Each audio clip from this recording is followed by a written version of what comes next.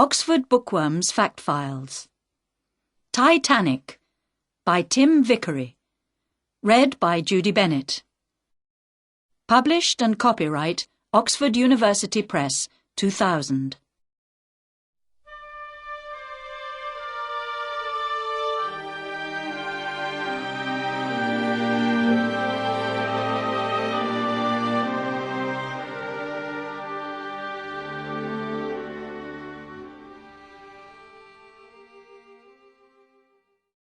Chapter 1.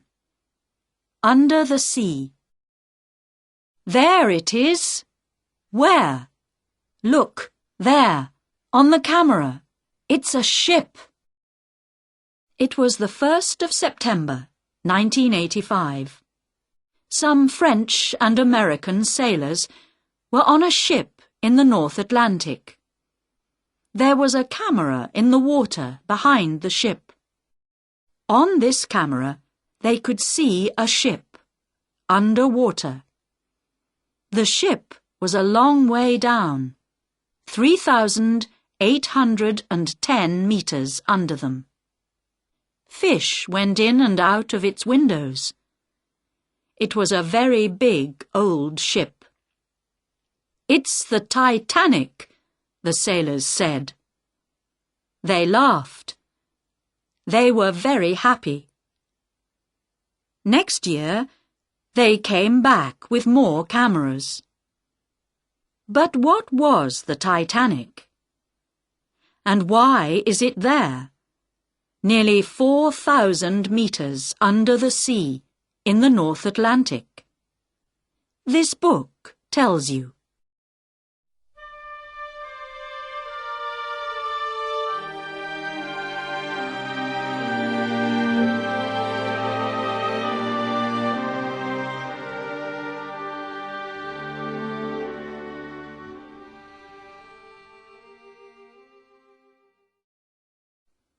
Chapter 2.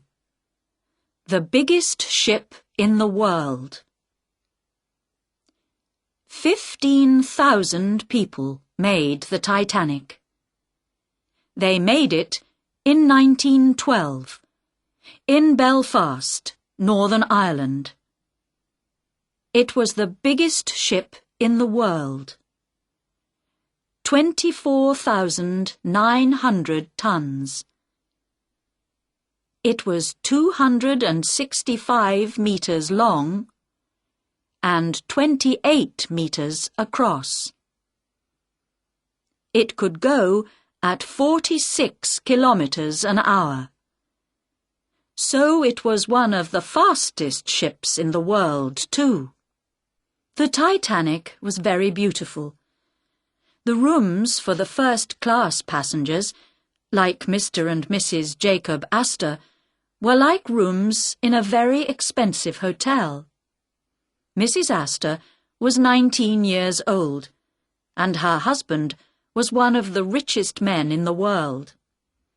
They had 2 big bedrooms, a sitting room, and 3 more rooms. They could eat with their friends in a beautiful restaurant, and there were more rooms for the first-class passengers to walk and talk and read and smoke and listen to music. The rooms for the second-class passengers were beautiful too. They were better than first-class rooms on most ships. But there were a lot of third-class passengers on the Titanic too. These people were not rich. They were working people from England and Ireland. They wanted to live in America. They had small rooms, a long way under the first and second-class passengers, on E-deck. Sometimes the first-class passengers went down to E-deck to take their dogs for a walk. But they didn't talk to the third-class passengers. They had nothing to say to them. One of the first-class passengers was Thomas Andrews. He was the designer of the Titanic. "I know all about her," he said to young Mrs. Astor. "She is big and beautiful, and she is very safe, too. This ship can never sink."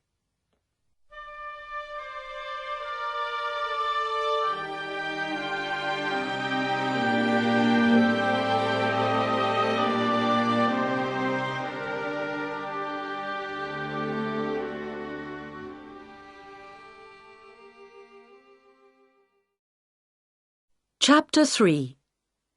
Iceberg.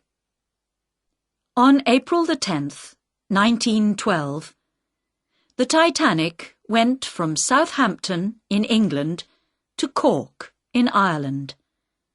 Then she went west towards New York. There were 2,207 people on the ship. For 4 days, they were excited and happy. On the night of the 14th of April, the sea was quiet. The weather was good, and there were thousands of stars in the night sky. But it was very cold, so most of the passengers stayed in their rooms, talking, drinking, and listening to music. Higher up in the ship, 2 sailors, Frederick Fleet and Reginald Lee, looked out at the black sea and sky. They were very cold. At 11:40 p.m., Fleet saw something in front of the ship. It was very big and white, and it was not far away. "Iceberg! Iceberg!" he said on the telephone. "There's an iceberg in front of the ship." "Thank you," First Officer Murdoch answered quietly. And then, for 37 seconds, nothing happened. As Fleet and Lee watched, the iceberg came nearer and nearer. It was very big, 1,000,000 tons of ice. The Titanic, one of the fastest ships in the world, went towards it at 40 kilometers an hour. And her 2,000 passengers talked and listened to music. Then, slowly, the ship went left, and the iceberg went along the right of the ship. Fleet and Lee watched, their mouths open. They heard a noise, and the ship moved a little. Then the iceberg went behind the ship, away into the black night. Some passengers came out and saw some ice on the deck. They laughed. "Let's put it in our drinks," they said. They played with the ice for a few minutes, and then went back in, out of the cold. But down in the third-class rooms at the front of the ship, the iceberg made much more noise. Water came into the passengers' rooms, and they came out of their doors. "What's happening?" they asked. "What's wrong?"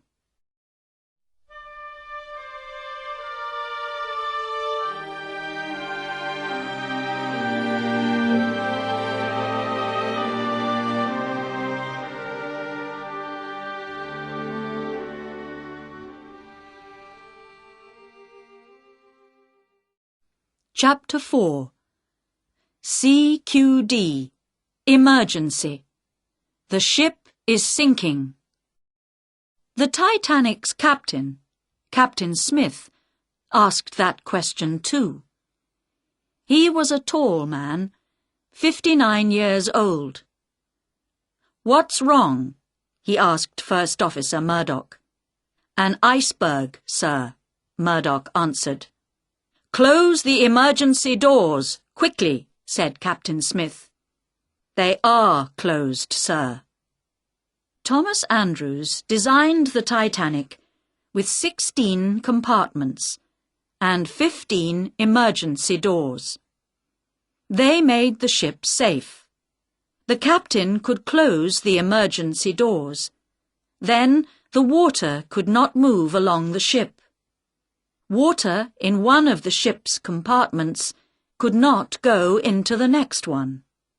"Stop the ship," said Captain Smith. Slowly, the Titanic stopped. The big, beautiful ship waited on the quiet black sea under 1,000 stars. "Mr. Andrews, come with me," Captain Smith said. The three men walked down into the ship. There was water in compartments 1, 2, 3, 4, and 5. "How bad is this?" Captain Smith asked. "Very bad, I'm afraid," Andrews answered. "The ship is going to sink." "But the Titanic can't sink," Captain Smith said. "You said that to Mrs. Astor yesterday. I heard you." "The Titanic is safe with water in 3 of her compartments," Andrews said. "She is nearly safe with water in 4 compartments.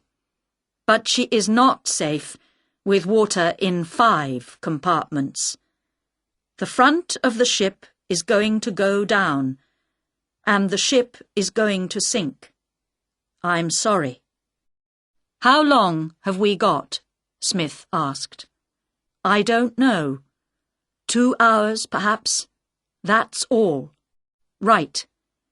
Give the passengers their life jackets and get the lifeboats ready," Smith said to Murdoch. Then he walked into the radio room and talked to the Titanic's radio officer, Jack Phillips. "This is an emergency," Captain Smith said. "The ship is sinking. Ask for help." "Yes, sir," Phillips answered. He made the emergency message. CQD, help. MGY, Titanic. It was 12:15 a.m.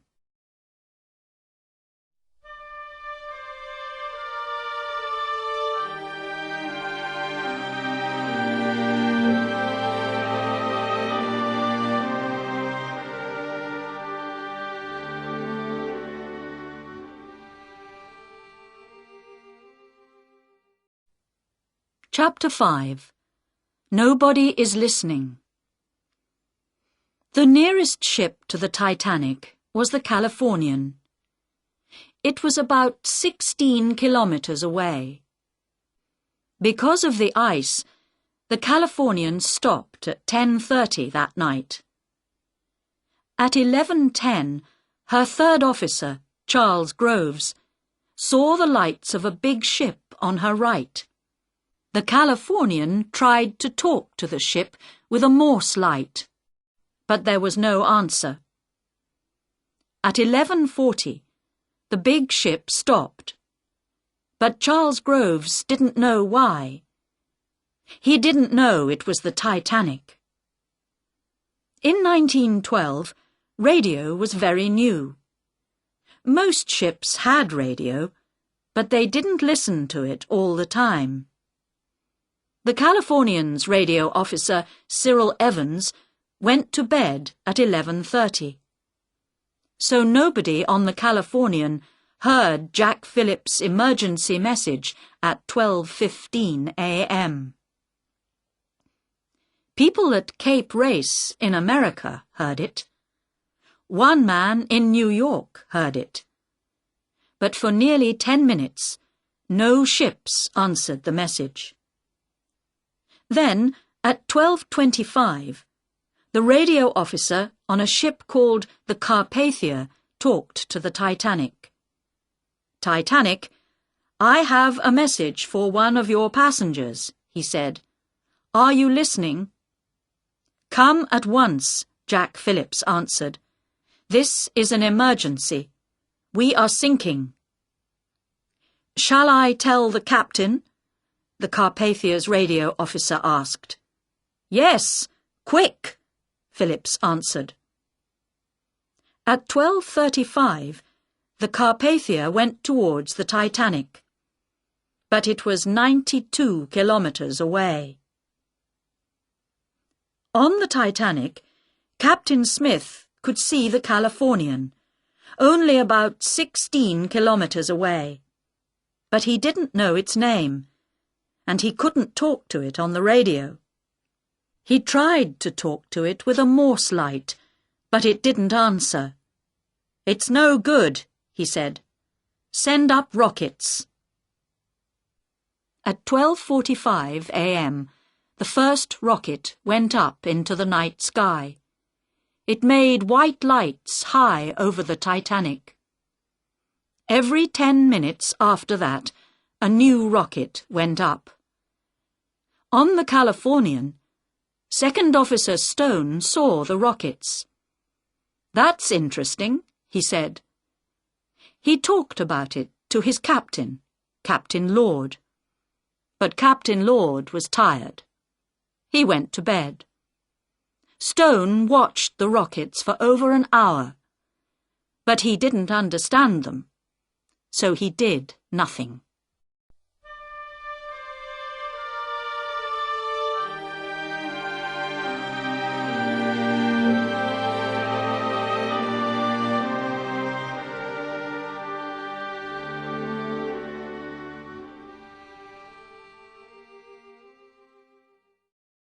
Chapter 6. Into the Lifeboats. The Titanic had 20 lifeboats. These boats could carry 1,178 people. But there were 2,207 people on the ship. So for nearly half of the people on the ship, there was no lifeboat. The lifeboats were on the boat deck near the first and second class passengers. There were no lifeboats on E-deck for the third class passengers. The Titanic's officers helped the passengers with their life jackets. "Women and children can go in the lifeboats," the officers said. "Men must stay on the ship." But at first, the women didn't want to go. It was warm and light in the ship, and cold in the dark sea. Some of the women had coats. Some didn't. Young Mrs. Astor had a beautiful blue dress. Young Mrs. Lucian Smith didn't want to leave her husband. "You must go," he said. "Don't be afraid. I'm going to be okay. We can meet in New York." "Goodbye, then," she said. She got into the boat. She never saw him again. Mr. and Mrs. Theodore Strauss were very old. "I'm not going without my husband," she said. "Where he goes, I go." "That's okay," said the officer. "He's a very old man. He can go with the women." "No," said Mr. Strauss. "I'm staying here with the men." So Mr. and Mrs. Strauss stayed and died. Some men were angry. "We must get on a boat," they said. Fifth Officer Lowe stopped them. "No," he said. "Stand back. Women and children first." But Daniel Buckley was afraid. He put on a woman's hat and got into a boat. The first lifeboat went into the sea at 12:55 a.m. There were 2 sailors in every boat. Boat number 1 was nearly empty. It could take 60 people, but there were only 12 people in it. Most of the people in the boats were first and second class passengers, but later some third class passengers got into the boats too. 18 of the Titanic's 20 lifeboats went into the sea. Lifeboat D went into the sea at 2:05 a.m. After that, there were only 2 lifeboats, A and B, on the ship, but there were 1,600 people.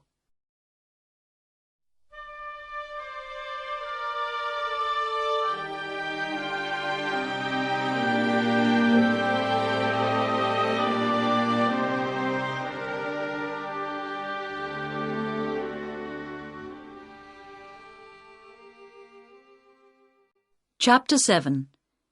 In the Cold, Dark Sea. As people got into the boats, Wallace Hartley and his 8 musicians played music to make them happy. A rich old man, Benjamin Guggenheim, and his friend took off their life jackets and put on their best coats. "Now we are ready to die," they said. Captain Smith talked to the sailors. "The ship is going down," he said. "You can do no more." Thomas Andrews, the designer of the Titanic, said nothing. What could he say? Some sailors tried to move lifeboats A and B, but it was too late. Water came back along the ship, faster and faster. Boat A went into the sea with nobody in it. Boat B went into the sea the wrong way up. People got on top of it. As the front of the ship went down, the back of the ship went up into the air. Some people ran to the back of the ship. Some people went into the sea. The people in the lifeboats watched.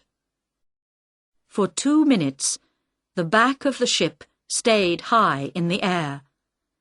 Then it moved. Slowly at first.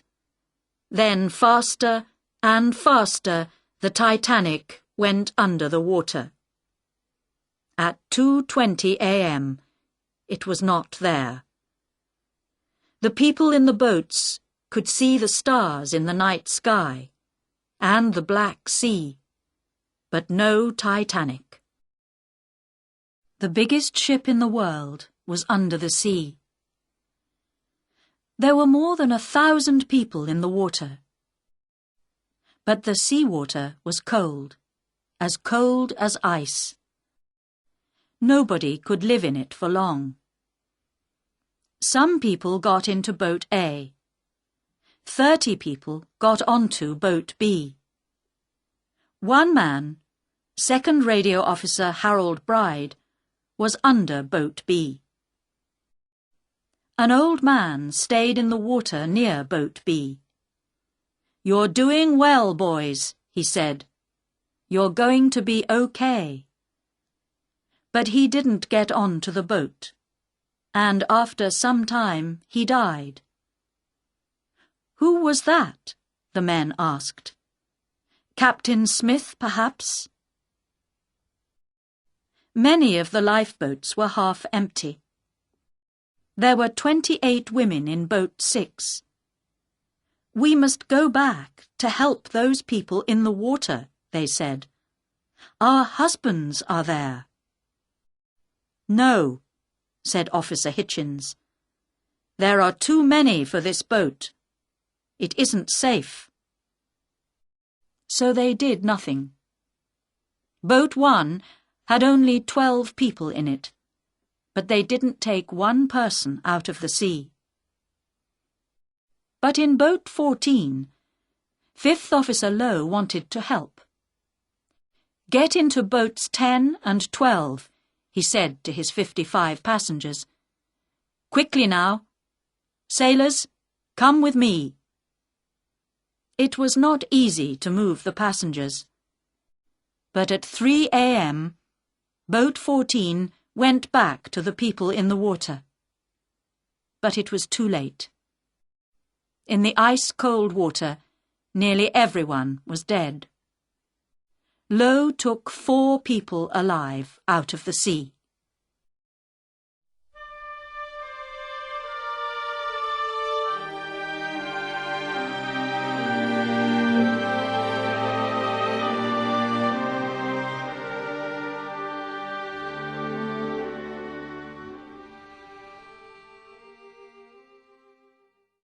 Chapter 8. The Carpathia and the Californian. The Carpathia heard the Titanic's message at 12:25 a.m. She came very quickly, at 31 kilometers an hour, towards the Titanic. At 2:35, Captain Rostron saw a green light over the sea. At 2:45, his sailors saw an iceberg. Then more icebergs. "We are going very fast, sir. It isn't safe," a sailor said. "Don't stop," said Captain Rostron. "We must get there quickly. The Titanic is sinking." There were no more radio messages from the Titanic. At 4 a.m., the Carpathia stopped and fired some rockets into the air. "Here we are," said the captain. "But where is the Titanic?" The sun came up. There was no Titanic. They saw hundreds of icebergs, some big, some small, and one small lifeboat, 400 meters away. There was a sailor in it, some women, and a baby. "Where is the Titanic?" Captain Rostron asked the sailor. "She went down, sir," he answered. "An hour and a half ago." On the Californian, Chief Officer Stewart saw the Carpathia. "There's that ship," he said to Captain Lord. "It's firing rockets again." "It doesn't matter," said Captain Lord. "It's not important." But at 5:40 a.m., Evans, the Californian's radio officer, got out of bed. "Talk to that ship, Evans, please," Stewart said. "Why are they firing rockets?" 2 minutes later, Evans answered. "That ship is the Carpathia, sir. There are lifeboats in the sea, and the Carpathia is helping them. The Titanic hit an iceberg last night." "We must help too," said Captain Lord. "Quickly." But he was much, much too late. 5 long hours too late. Slowly, more boats came to the Carpathia. The Carpathia's sailors had coats and hot drinks for them. The last boat came to the Carpathia at 8:30. There were 75 people in it. "Is my husband here?" they asked. "Is my wife here? Where are my children?"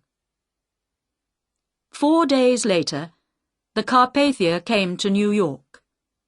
She had 675 people from the Titanic. 1,503 people died. People asked questions. What went wrong?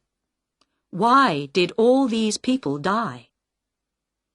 They died because Captain Smith went much too fast at night near the icebergs.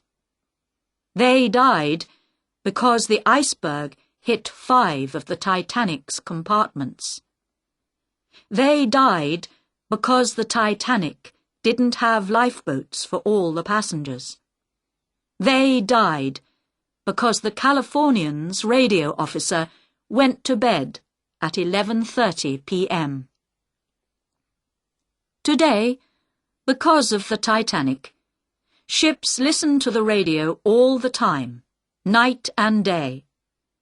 Ships have lifeboats for all their passengers. Aeroplanes watch the ice and tell ships about the icebergs.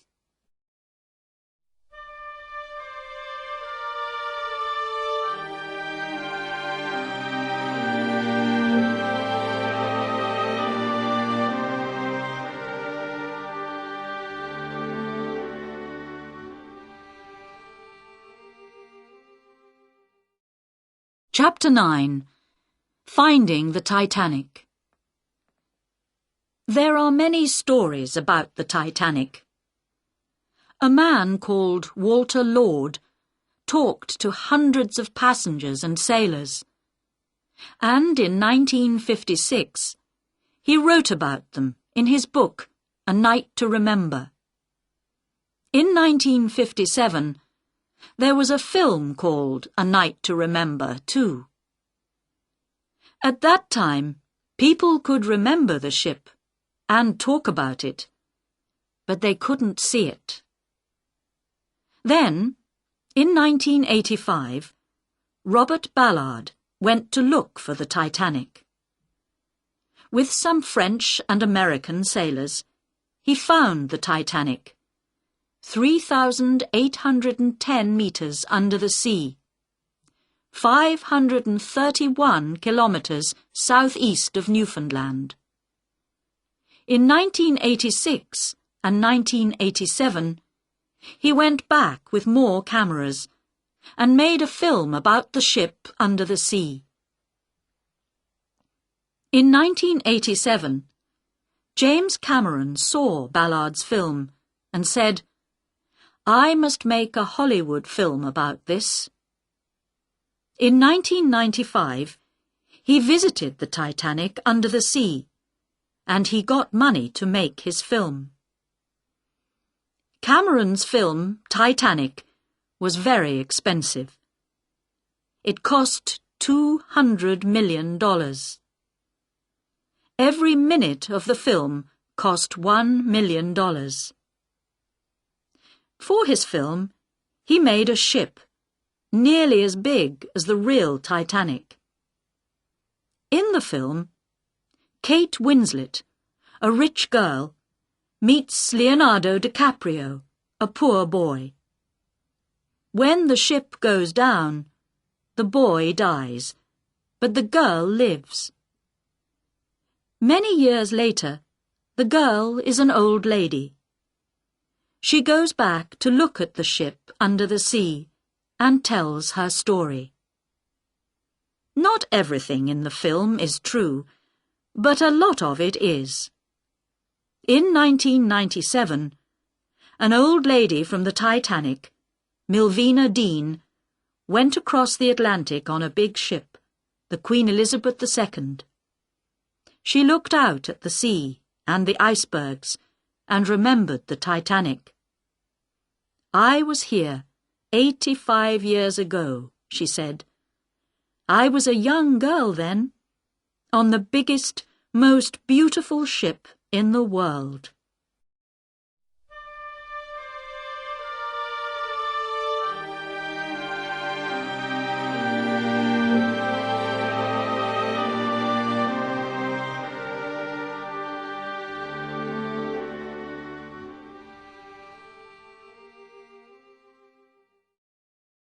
Chapter 10.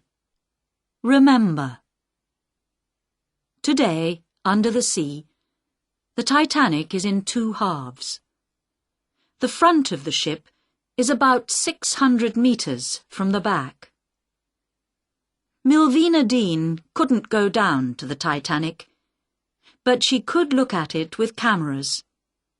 She could see the front of the ship and the decks. "I walked there when I was a girl," she remembered.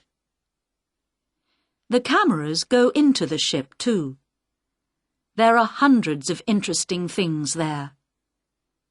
With the cameras, we can see the passengers' rooms, the restaurants, the rooms for music and talking and reading and smoking. We can see the sailors' rooms, and we can see the passengers' bags and books and bottles and beds. We can see their clocks and coats and dresses and shoes and letters and money and pens and telephones and tables and tickets. We can see all the things on the ship. But there are no dead people on the Titanic. Many people died. Jacob Astor, the richest man in the world. Benjamin Guggenheim, the old man in his best coat. Thomas Andrews, the designer of the Titanic. Captain Edward Smith.